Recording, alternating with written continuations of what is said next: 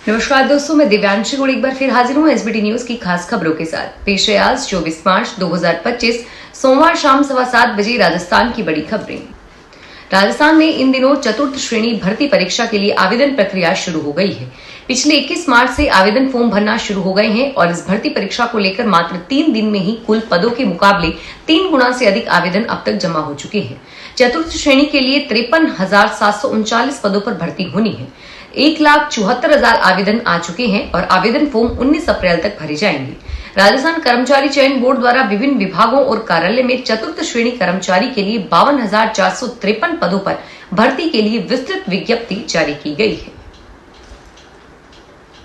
जमीनों की रजिस्ट्री के लिए लोगों को इंतजार न करना पड़े, इसके लिए राजस्थान सरकार ने निर्णय लिया है कि जिला मुख्यालय के सभी उप पंजीयन कार्यालयों के साथ साथ जिले के कुछ चुनिंदा उप पंजीयन कार्यालय सप्ताह में 2 दिन सोमवार और शुक्रवार को 12 घंटे के लिए खुलेंगे। इन 2 दिनों में कार्यालय का समय सुबह 8 बजे से रात 8 बजे तक रहेगा। यह व्यवस्था नए वित्तीय वर्ष यानी 1 अप्रैल से शुरू होगी। इससे रजिस्ट्री की संख्या बढ़ेगी। अलवर, खैरथल, बहरोड, कोटपुतली और पुरानी अलवर में 36 उप पंजीयन कार्यालय हैं। अलवर को चालू वित्तीय वर्ष में 999 करोड़ रुपए का लक्ष्य दिया गया था। विभाग ने अब तक 880 करोड़ रुपए का आंकड़ा छू लिया है। राजस्थान में अत्यधिक गर्मी और बारिश के चलते गेहूं की फसल पर प्रतिकूल प्रभाव पड़ा है। इसे देखते हुए केंद्र सरकार ने राजस्थान में गेहूं के सरकारी खरीद के लिए निर्धारित मानकों में छूट दी है। इससे किसानों को भी राहत मिलेगी। भारत सरकार के खाद्य एवं सार्वजनिक वितरण विभाग के निर्णय के अनुसार रबी मार्केटिंग सीजन 2025 में गेहूं की सरकारी खरीद के लिए राजस्थान के किसानों को निर्धारित गुणवत्ता मानकों में ढील प्रदान की गई है। राज्य सरकार के विशेष अनुरोध पर सरकार ने यह कदम उठाया। अत्यधिक गर्मी से गेहूं की फसल प्रभावित हुई है, जिससे गेहूं के दाने सिकुड़ने लगे हैं और उनके खराब होने की आशंका है। सरकारी खरीद में गेहूं के सिकुड़ने से दाने 6% तक मान्य थे और इसे बढ़ाकर 20% कर दिया गया है। राजस्थान के सरकारी स्कूलों में अध्ययनरत कक्षा 1 से 8वीं तक के लाखों विद्यार्थियों के लिए खुशखबरी है। यूनिफॉर्म के 8 माह का इंतजार चंद दिनों में खत्म होने वाला है। अब सरकार प्रदेश के 56 लाख विद्यार्थियों को यूनिफॉर्म खरीदने के लिए 800 रुपए सीधा उनके बैंक खाते में देगी। इस राशि से अभिभावक 2 गणवेश खरीद सकेंगे। दरअसल मुख्यमंत्री द्वारा 27 मार्च को कक्षा 1 से 8वीं तक के विद्यार्थी और कक्षा 9 से 12वीं तक की छात्राओं को यूनिफॉर्म खरीदने के लिए उनके जन आधार से लिंक खातों में डीबीटी का शुभारंभ करेंगे। सुप्रीम कोर्ट में बॉर्डर पर किसानों पर कार्रवाई करने वाले पंजाब सरकार के अधिकारियों के खिलाफ अवमानना की कार्रवाई की मांग को लेकर याचिका दाखिल की गई। मुख्य सचिव, गृह सचिव और पंजाब राज्य के पुलिस महानिदेशक सहित पंजाब के अधिकारियों के खिलाफ कार्रवाई की मांग करने वाली इस याचिका में कहा गया कि पंजाब सरकार की कार्रवाई सुप्रीम कोर्ट के यथास्थिति के आदेश का उल्लंघन करती है। याचिका में आरोप लगाया गया है कि उन्होंने पिछले साल के आदेश की जानबूझकर अवज्ञा की और किसी भी अप्रिय घटना को रोकने के लिए शंभू सीमा पर यथास्थिति बनाए रखने का निर्देश दिया। राजस्थान में सरकारी स्कूलों के 2री कक्षा तक के नन्हे बच्चों की शिक्षा विभाग प्रदेश की स्थानीय भाषा सिखाने के लिए इन्हीं में पाठ्य पुस्तकें लाने जा रहा है।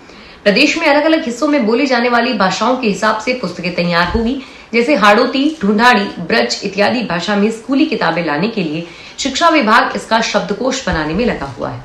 इसके कंप्लीट होने के बाद बाल वाटिका से 2री कक्षा तक पढ़ने वाले करीब 7 लाख बच्चों को स्थानीय भाषा में ही पढ़ाया जाएगा। इसके अलावा वही सरकार शिक्षा के साथ बच्चों को संस्कृति और धर्म का ज्ञान भी पढ़ाने की तैयारी में है।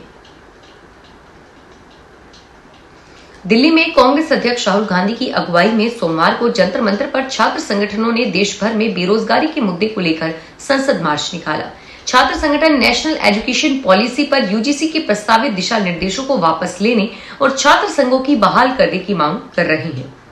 राहुल गांधी ने कहा कि देश में सबसे बड़ा मुद्दा रोजगार का है और सरकार इस मुद्दे पर चुप है। राहुल बोले कि हम छात्र हितों से समझौता नहीं करेंगे। उन्होंने कहा कि देश के एजुकेशन सिस्टम को खत्म कर रहा है और आने वाले वक्त में किसी को भी रोजगार नहीं मिलेगा। अजमेर के जेएलएन अस्पताल के सफाई कर्मचारी सोमवार को हड़ताल पे थे। उनकी प्रमुख मांग बकाया वेतन का भुगतान है। कर्मचारियों ने बताया कि वेतन लंबे समय से बकाया है और इस मुद्दे को लेकर 3 दिन पहले ज्ञापन दिया गया था, लेकिन कोई प्रतिक्रिया नहीं मिली। इस स्थिति को लेकर कर्मचारियों ने पूर्व में भी विरोध किया था और अब उन्होंने चेतावनी दी है कि मांगे पूरी नहीं होने पर हड़ताल रहेगी। प्रशासन की जिम्मेदारी होगी। अगर उनकी मांगे पूरी नहीं होती तो अस्पताल के उपाध्यक्ष डॉक्टर अमित यादव ने बताया कि कर्मचारियों के साथ वार्ता की गई है और उनकी मांगों को पूरा करने का आश्वासन दिया गया है। राजस्थान के पूर्व मुख्यमंत्री अशोक गहलोत की यात्रा के दौरान जेब कटी की वारदात को अंजाम देने वाले एक आरोपी को पुलिस ने गिरफ्तार करके 2 बालकों को निरुद्ध किया है। यह घटना 21 मार्च को जयपुर आगरा हाईवे स्थित अट्टा बिजोरी में हुआ, जहां स्वागत कार्यक्रम में शामिल हुए कार्यकर्ता की जेब से 20,000 रुपए चुरा लिए गए। शिकायत मिलने के बाद पुलिस ने आरोपी तूफान कोहली को गिरफ्तार किया और 2 अन्य बालकों को निरुद्ध किया। पुलिस ने आरोपी की निशानदेही पर 20,000 रुपए बरामद किए हैं। अब तक इन आरोपियों ने कितनी वारदातों को अंजाम दिया है, पुलिस इसकी जांच कर रही है। अब आप अपने घर में उपयोग ले रहे घी दूध की जांच करा सकते हैं। घी दूध खुला हो या पैक्ड हो, किसी भी ब्रांड का हो, आपको बस 50 ml कच्चे दूध या घी का सैंपल अपने नजदीकी जिला दुग्ध संघ की लेबोरेटरी में लेकर जाना है। यहाँ अत्याधिक मशीनों से निःशुल्क जांच करके आपको घर बैठे जांच परिणाम मिलेगा। खाद्य पदार्थों और दूध से बने उत्पादों में मिलावटों को जड़ से समाप्त करने के लिए एवं पौष्टिक उत्पाद की उपलब्धता सुनिश्चित कराने के लिए मुख्यमंत्री प्रतिबद्धता के चलते राजस्थान कोऑपरेटिव डेयरी फेडरेशन ने पहली बार एक साथ प्रदेश में सभी सरस डेयरियों में घी की निःशुल्क जांच की सुविधा उपलब्ध कराने का निर्णय लिया है। सेना भर्ती मुख्यालय जयपुर ने वर्ष 2024-25 के दूसरे चरण की रैलियों का अंतिम परिणाम घोषित किया है। ज्वाइंट इंडियन आर्मी की वेबसाइट पर अपलोड किया गया है। दिसंबर 2024 और फरवरी 2025 में जोधपुर और झुंझुनू में आयोजित हुई भर्ती रैलियों के सफल उम्मीदवारों का चयन किया गया है। ये रैलियां अग्निवीर, सामान्य ड्यूटी, ट्रेड्समैन, सैन्य पुलिस श्रेणियों के लिए आयोजित की गई थी। उम्मीदवारों को 21 से 30 अप्रैल के बीच उपस्थित होना है और 1 मई से वे संबंधित रेजिमेंटल केंद्रों में प्रशिक्षण शुरू करेंगे। हिंदू धर्म में नवरात्र का विशेष महत्व है। हिंदू पंचांग के अनुसार साल में 4 बार नवरात्र आते हैं। इनमें 2 दृश्य व 2 गुप्त होते हैं, लेकिन इनमें से चैत्र और शारदीय नवरात्र को प्रमुख माना जाता है। चैत्र माह के शुक्ल पक्ष की प्रतिपदा तिथि से होता है और इस साल चैत्र 30 मार्च से शुरू हो रहे हैं, जिसका समापन 6 अप्रैल को होगा। इस साल माँ दुर्गा का आगमन हाथी पर होगा। शास्त्रों में माँ के हाथी पर सवार होकर आने से भक्तों की समस्त इच्छाएं पूरा करने वाला नवरात्र माना जाता है। इस समय में घट स्थापना आपके लिए बहुत ही लाभदायक होगी। इस बार चैत्र नवरात्र का आरंभ रविवार को होने से माँ भगवती हाथी पर सवार होकर आएंगी और प्रस्थान भी हाथी पर करेंगी। देवी पुराण के अनुसार माँ दुर्गा की सवारी हाथी होती है और यह एक बेहद ही शुभ संकेत माना जाता है। राजस्थान के मुख्यमंत्री भजनलाल शर्मा और उप मुख्यमंत्री दिया कुमारी 1 दिवसीय दौरे पर बाड़मेर आएंगे। तैयारियों के लिए प्रशासन जुटा हुआ है। आदर्श स्टेडियम के लिए 6 विभागों की 12 योजनाओं का निर्देश जारी होगा। मुख्यमंत्री सभा के बाद महिलाओं से संवाद करेंगे। राजस्थान दिवस के अंतर्गत विभिन्न कार्यक्रमों की शुरुआत बाड़मेर से होगी। मातृवंदन को समर्पित महिला सम्मेलन 25 मार्च को होगा। 27 मार्च को गरीब और कार्यक्रम भरतपुर में होगा। 28 मार्च को भीलवाड़ा में सुशासन आयोजित होगा। 29 मार्च को कोटा में युवा रोजगार उत्सव और 30 मार्च को सांस्कृतिक कार्यक्रम होगा। जयपुर के मानसरोवर स्थित थड़ी मार्केट चौराहे पर सिंधी समाज ने सोमवार को विशाल धरना किया।